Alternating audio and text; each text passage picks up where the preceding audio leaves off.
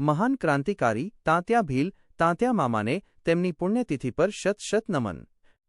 ભારતીય સ્વાતંત્ર્ય સંગ્રામમાં આદિવાસી સમાજનો ફાળો અમૂલ્ય છે. તેમાંથી એક ઝળહળતું નામ એટલે તાત્યા ભીલ, જેમને અંગ્રેજો પણ ડરતા હતા અને ગરીબો પૂજતા હતા. અહીં આ મહાન યોદ્ધાની સાહસિક કહાની છે. 1. ભારતના રોબિનહૂડનો ઉદય. તાત્યા ભીલનો જન્મ મધ્યપ્રદેશના ખંડવા જિલ્લામાં 19મી સદીમાં થયો હતો. તે સમયે અંગ્રેજો અને સાહુકારો, જમીનદારો, ગરીબ આદિવાસીઓ અને ખેડૂતો પર ખૂબ જ અત્યાચાર કરતા હતા. ગરીબોનું શોષણ જોઈને તાત્યાનું લોહી ઉકળી ઉઠ્યું હતું. તેમણે અન્યાય સામે અવાજ ઉઠાવવાનું નક્કી કર્યું અને જંગલોમાં રહીને અંગ્રેજો સામે મોરચો માંડ્યો. 2. ગરીબોના મસીહા મામા. તેમને ઇન્ડિયન રોબિનહૂડ તરીકે ઓળખવામાં આવે છે.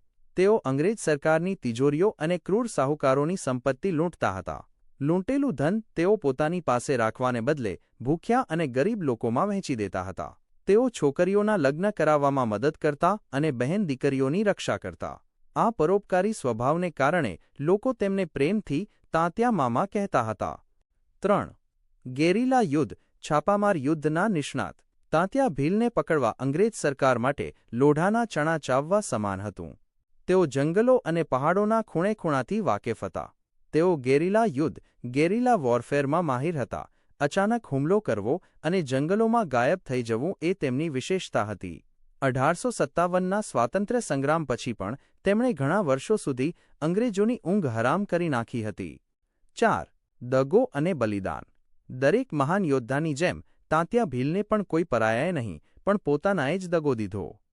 તેમના એક વિશ્વાસુ સાથીએ અંગ્રેજો સાથે મળીને તેમને દગાથી પકડાવી દીધા. અંગ્રેજોએ તેમના પર મુકદ્દમો ચલાવ્યો અને 4 ડિસેમ્બર 1889ના રોજ તેમને ફાંસી આપવામાં આવી. કહેવાય છે કે તેમના મૃતદેહને ઇન્દોર નજીક પાતાલપાની રેલવે ટ્રેક પાસે ફેંકી દેવામાં આવ્યો હતો. 5. અમર વારસો પાતાલપાની મંદિર. આજે પણ મધ્યપ્રદેશના પાતાલપાનીમાં તાત્યા મામાનું મંદિર છે.